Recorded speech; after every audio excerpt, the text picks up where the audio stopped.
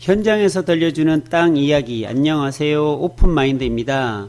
지난 시간에 30분 가까이 되는 시간을 송산 그린시티에 대해서 개괄적인 내용에 대해서 설명을 드렸는데요.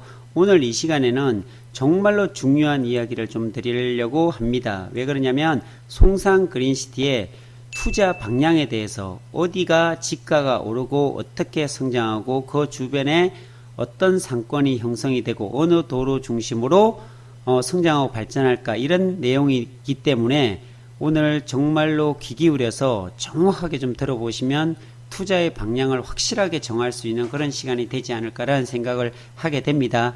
자, 잘 들어보면요, 오늘 도로에 대해서 중점적으로 얘기하는데요, 그 도로를 보면은 투자의 방향성이 정확하게 보일 수가 있습니다. 들어가기 전에 송산에 대해서 간략하게 설명하고 도로 중심으로 좀 설명을 드려보도록 하겠습니다. 송산 그린시티 같은 경우에는 세솔동으로 중심으로 해서 동척지구로 먼저 개발이 되고요. 이게 화성국제 테마파크거든요.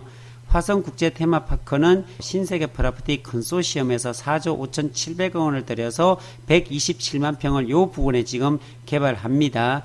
그래서 이거는 뭐 MOU 체결 다 됐고 사업계약까지 4월 달에 다 체결이 되어서 내년 연말부터 해서 공사가 들어갑니다. 그래서 올해 내에 여기 공동주택 같은 경우에는 분양이 될 거다라는 이야기도 합니다. 자, 그리고 여기 보면 남척지구예요. 그러니까 송산 그린시티는 동척지구로 개발이 되고 남척지구가 개발되고 서척지구, 이 세 군데를 중심으로 해서 개발이 되는데 동척이 1단계, 남척이 2단계, 서척이 3단계로 보면 됩니다. 그럼 동척 같은 경우는 1단계가 어떻게 되어 있을까요? 이미 개발이 다 거의 끝났습니다. 이미 거의 뭐 들어갈 데도 없고요. 원형지 같은 경우는 아예 없고 이쪽엔 다 아파트와 공동주택, 단독주택 이런 것들이 거의 다 들어와 있는 상황입니다. 자, 그리고 그 바로 옆에 어떤 일이 있냐면 여기 신세계 프로퍼티에서 컨소시엄에서 여기서 국제 테마파크를 개발한다라고 발표한 이후에 이 동척지구에 붙어 있는 세솔동에 있는 모든 아파트가 거의 34평 기준 아파트가 3억대 초반에서 5억 원대 중반까지 지금 껑충 뛴 현상을 6개월 만에 확인할 수 있었고요. 이게 시아오거든요. 시아오 반대쪽이 안산이고 시아오 아래쪽이 여기가 송산 그린시티입니다. 그런데 시아오를 중심으로 해서 안산 쪽은 사실은 굉장히 아파트가 비쌌었어요. 그 당시에 자기 같으면 5억대 중반이었고 여기가 3억대 중반이었는데 지금 거의 맞먹어졌습니다. 이쪽이. 자, 그리고 남척지구로 오게 되면요, 이 남척지구 같으면 산업단지입니다. 이 송산 그린시티에 남척지구가 없다면 이 송산 그린시티는 안고 없는 찐빵과 같다라는 저는 말씀을 드리고 싶고요. 왜 그러냐면 자족 기능을 가지고 있는 이 남측에 있는 4차 산업혁명 지원지구 산업단지는 184만 평이 개발이 됩니다. 그렇기 때문에 산업단지가 만들어지지 않은 신도시 같은 경우는 자족 기능을 할 수가 없기 때문에 이게 배드타운으로 전락할 우려가 굉장히 높지요. 다행히 송산 그린시티에는 엄청나게 큰, 그것도 4차 산업혁명 지원지구, 다음 차세대 먹거리가 만들어질 4차 산업혁명을 일으킬 수 있는, 개발할 수 있는 그런 기업들로 만들어지는 곳이 바로 4차 산업혁명 지원지구 산업단지입니다. 그러니까 남측을 중심으로 개발이 들어가면서 위쪽에는 공룡알 테마도 있고요. 여기 국제 테마파크도 있고요. 이렇게 지금 다 연계해서 다 개발이 된다는 사실입니다. 그러면 도대체 송산 그린시티 어디 쪽이 가장 유망하고 발전이 될 수 있을까라는 얘기들 많이 합니다. 그 전에 여러 가지 좀 지형적인 부분을 좀 알아볼 필요가 있어요. 그게 어떤 이유이냐면요, 여기 동척지구와 국제 테마파크와 여기 공룡알 화석지 있죠. 이 화석지와 남척지구 사이에 보면, 여기에 보면 그린벨트로 다 되어 있어요. 많은 분들이 여기에 또 서해안 복선 전철이 여기를 통과하거든요. 국제 테마파크 여기가 돼 있고 송산 여기가 돼 있는데 이쪽이에요. 남척지구에 딱 붙어 있는데 이 서해안 복선 전철 송산역은요, 그 아래로 화성 시청역이 따로 있고요. 그리고 그 아래 향남역, 그리고 안중역, 그 아래 인주, 합덕, 홍성으로 이어지는 서해안 복선 전철, 시속 250km로 달릴 수 있는 복선 전철이 바로 송산역에서 출발이 되는데요. 그 위에 바로 국제 테마파크가 개발된다는 소식에 국제 테마파크까지 계획되어지고 있습니다. 그런데 그 위로 또 뭐로 연결되냐면요, 이 선이 신안산선, 여의도에서 여기 송산 그린시티까지 오는데 약 40분 안쪽이면 온다고 합니다. 이것도 지하로 해가지고서 오는데요. 굉장히 유명한 신안산선이죠. 그 신안산선이 여의도부터 국제 테마파크를 관통할 수 있는 그런 신안산선으로 연결된다는 사실이죠. 그러니까 송산 그린시티는요, 너무너무 큰 호재들이 많이 있는, 호재들로 둘러싸여 있는 그런 도시이지 않는가라는 생각을 합니다.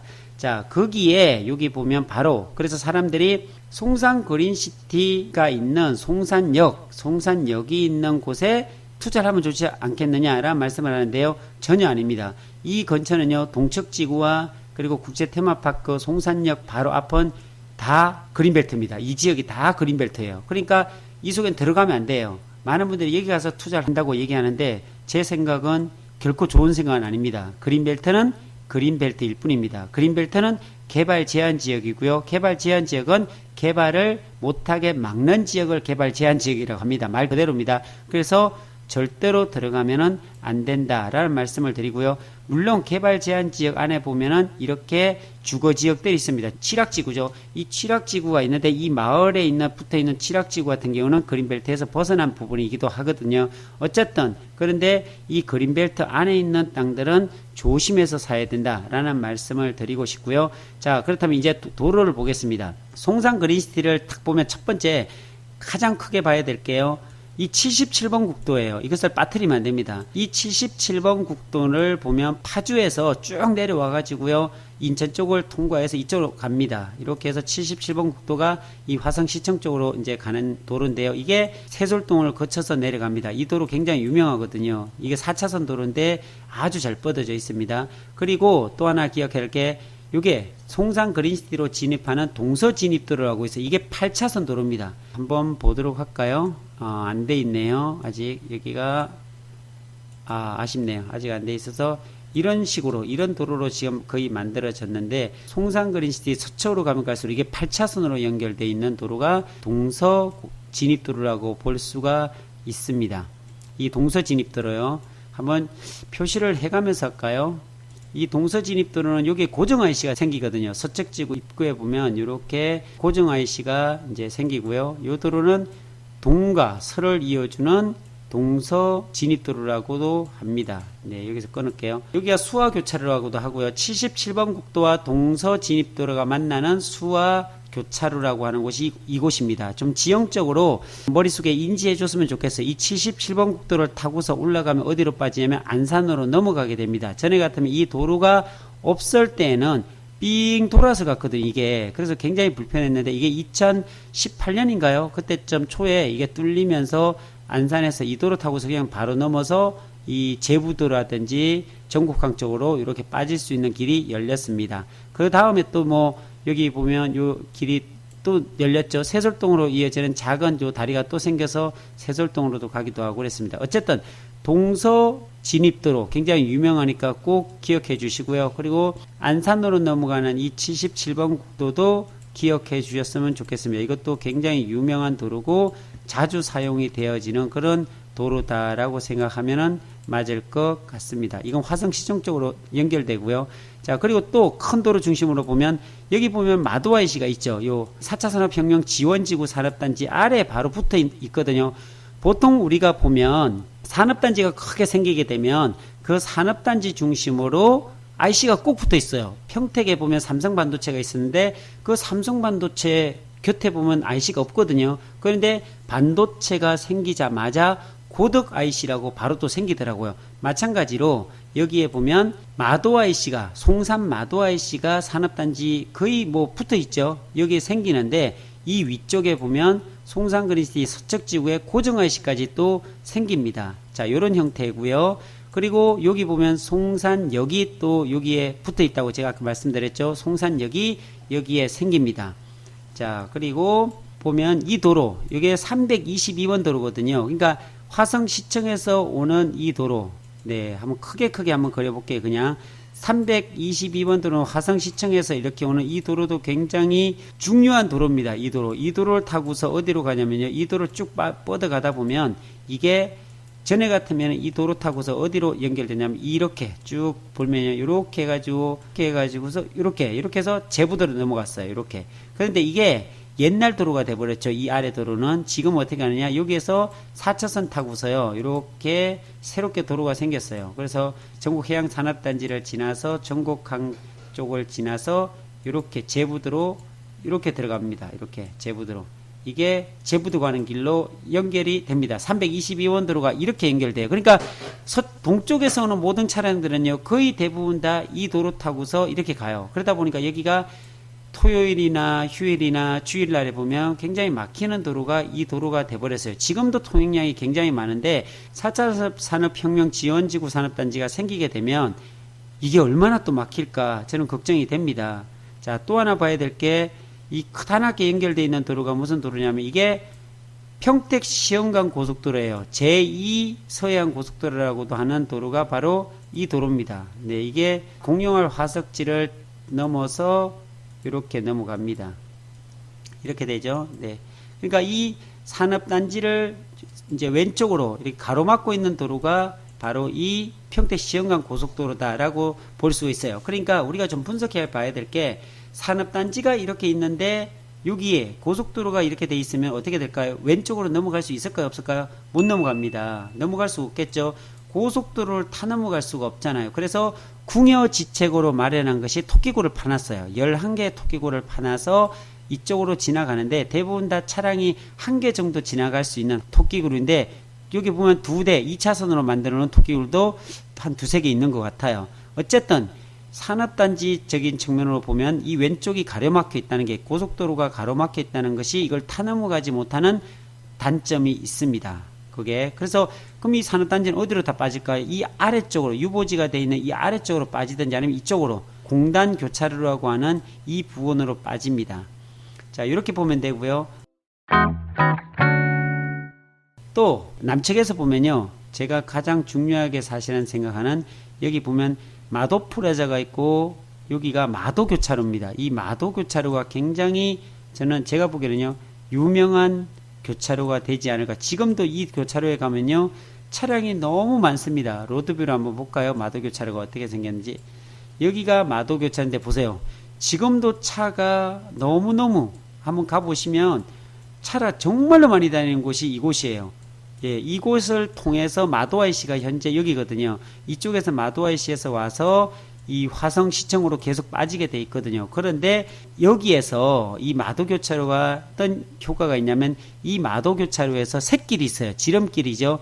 이 지름길 위로 가게 되면 지금 이렇게 가고 있어요. 이렇게 해서 이렇게 가서 시리를 지나서 문호리를 지나서 77번 국도 안 탑니다. 지금 이 도로가 이렇게 77번 국도와 연결되어 있지 않고요.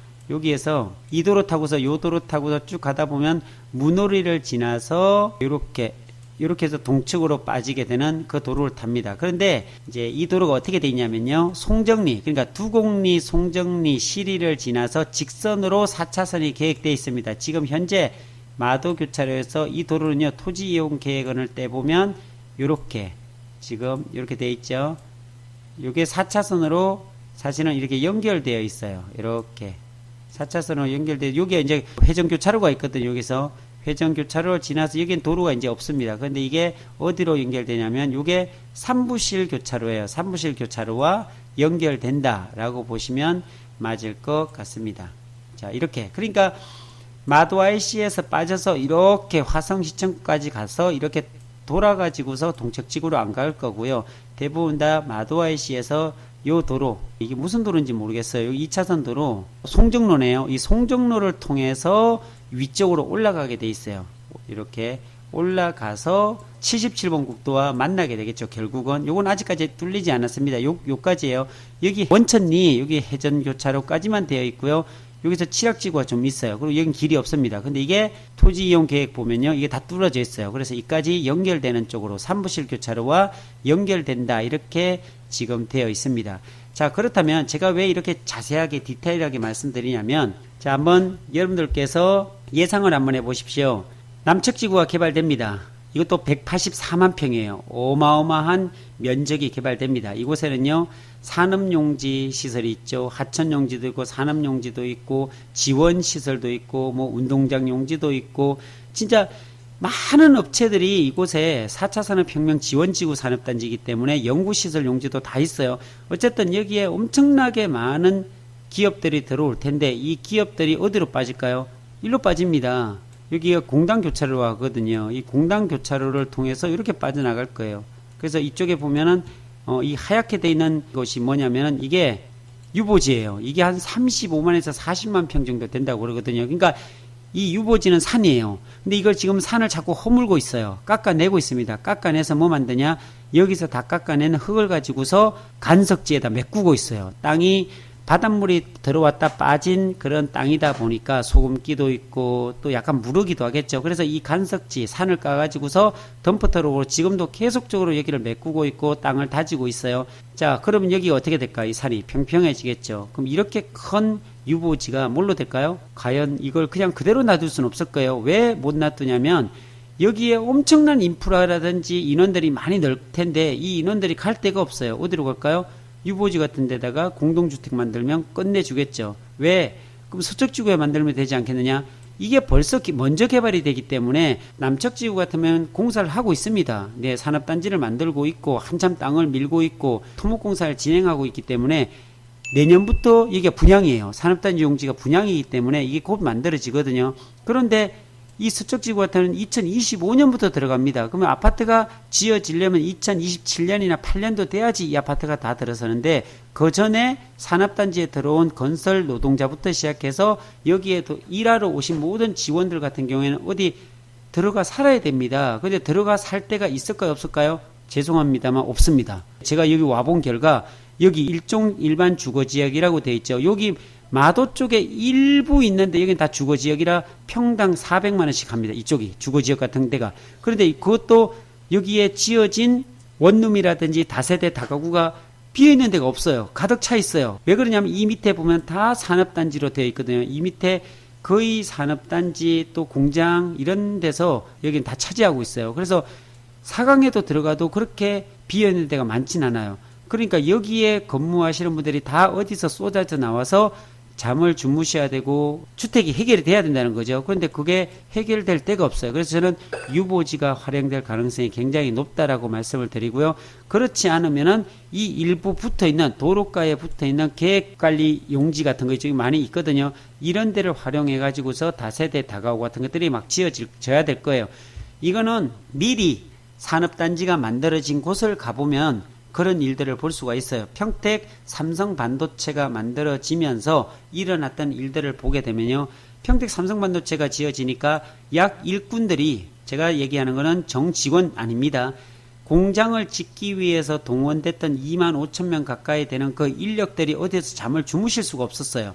예, 비어있는 이런 공실났던 원룸들이 거의 다 채워졌고요. 그리고 또 모자라 가지고서 원래 이렇게 일하시려면 이 산업단지 근처에 있어야 되거든요. 근데 여기서 떨어져서 남양시청까지 가가지고 온다? 이거 진짜 생각해 봐야 될 문제입니다. 그렇기 때문에 산업단지가 만들어지면 산업단지 인근에 근교에 뭐가 생기냐면 여러 가지 다세대 다가구가, 그러니까 다가구 주택들이 굉장히 많이 생겨날 거예요. 그러니까 제일 인기 있는 업종이 다가구예요. 왜 그러냐면 여기 일하러 오신 분들이 잠을 주무셔야 되기 때문에. 그래서 처음에는 뭐 원룸 하나에 35만원 이렇게 받던 것들이 40만원 올라갑니다. 45만원, 50만원까지 올라가는 걸 봤거든요.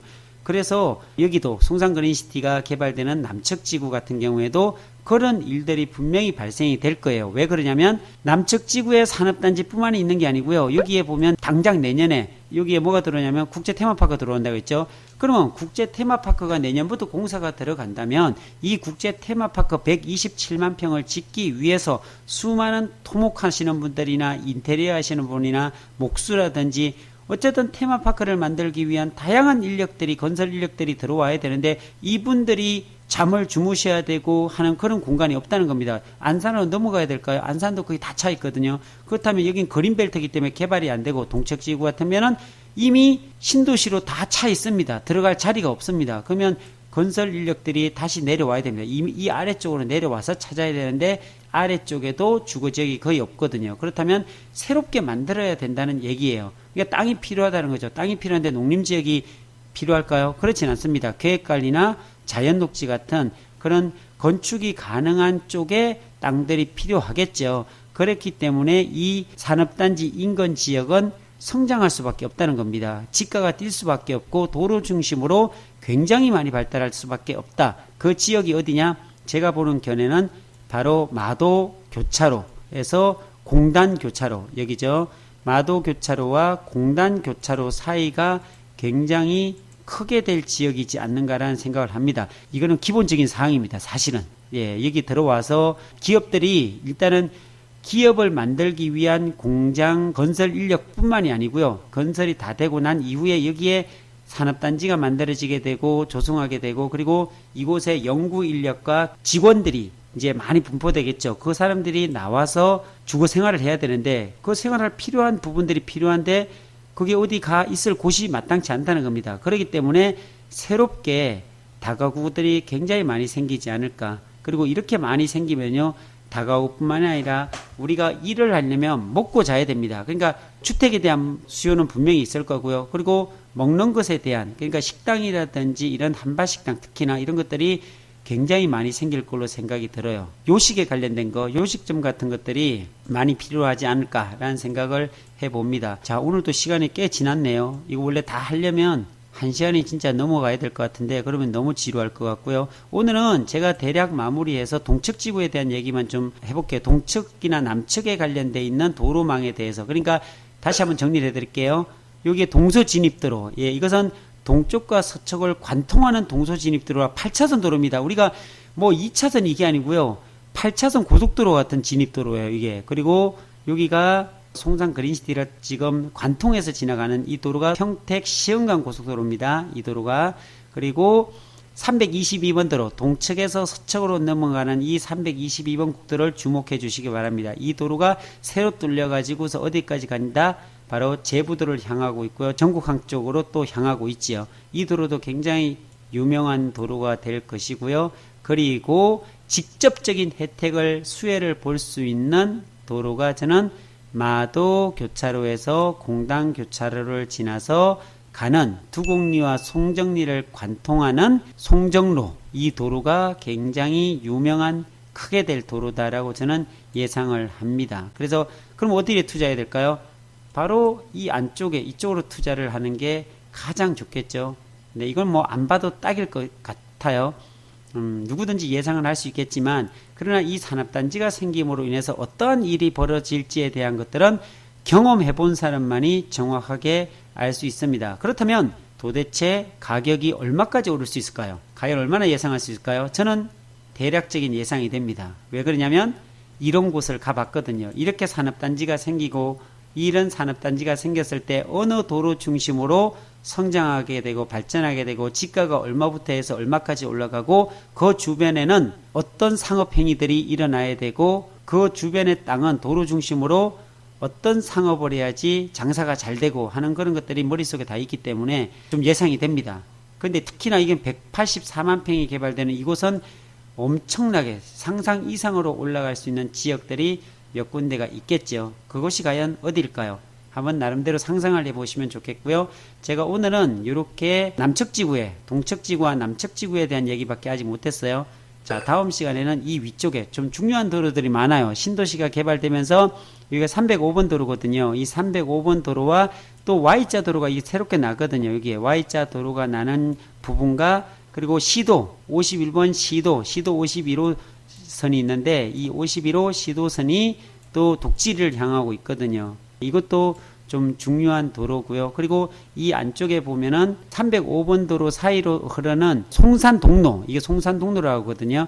송산동로와 그리고 여기 열십자로 교차하는 여기가 있어요. 이게 용포로와 송산동로에 대해서 제가 다음 시간에 좀 설명을 드리도록 하겠습니다. 이거 정말 중요한 부분이라 여긴 진짜 핵심적인 좀 뭔가가 있어요. 그래서 그 부분에 대해서 제가 좀 정확하게 설명을 다음 시간에 드려보도록 하겠습니다. 오늘은 송산 그린시티 도로 중심으로 설명을 좀 드려 보았습니다. 오늘은 여기까지입니다. 감사합니다.